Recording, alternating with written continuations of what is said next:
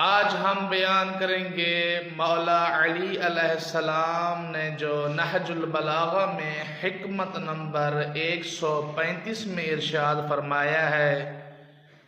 کہ جس شخص کو 4 چیزیں عطا ہوئی ہیں وہ 4 چیزوں سے محروم نہیں رہتا۔ مولا نے فرمایا کہ جو دعا کرے وہ قبولیت سے محروم نہیں رہتا، جسے توبہ کی توفیق ہو وہ مقبولیت سے نا امید نہیں ہوتا، جسے استغفار نصیب ہو وہ مغفرت سے محروم نہیں ہوتا، اور جسے شکر نصیب ہو وہ اضافہ سے محروم نہیں ہوتا۔ اور اس چیز کی تصدیق اللہ کی پاک کتاب قرآن مجید سے بھی ہوئی ہے۔ ارشاد رب العزت ہے کہ تم مجھ سے مانگو میں تمہاری دعا قبول کروں گا، اور استغفار کے متعلق ارشاد فرمایا کہ جو شخص کوئی برا عمل کرے یا اپنے نفس پر ظلم کرے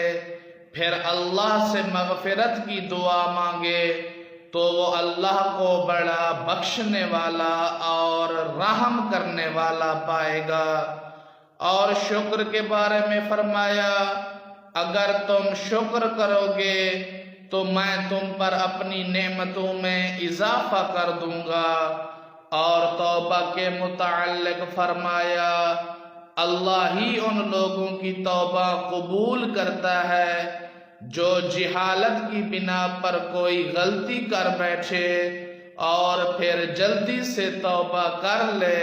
تو خدا ایسے لوگوں کی توبہ قبول کرتا ہے، اور بے شک خدا ہر چیز جاننے والا ہے۔ اس ویڈیو میں جو مولا علی علیہ السلام نے فرمایا ہمیں اس سے سبق حاصل کرنا چاہیے کہ ہمیں ہر وقت اللہ سے دعا مانگنی چاہیے، ہمیں استغفار کرنا چاہیے، اگر ہم سے کوئی غلطی ہوئی ہے تو ہمیں توبہ کر لینی چاہیے، اور ہمیں ہر حال میں اللہ تعالیٰ کا شکر ادا کرنا چاہیے۔ جتنا زیادہ ہم اللہ کا شکر ادا کریں گے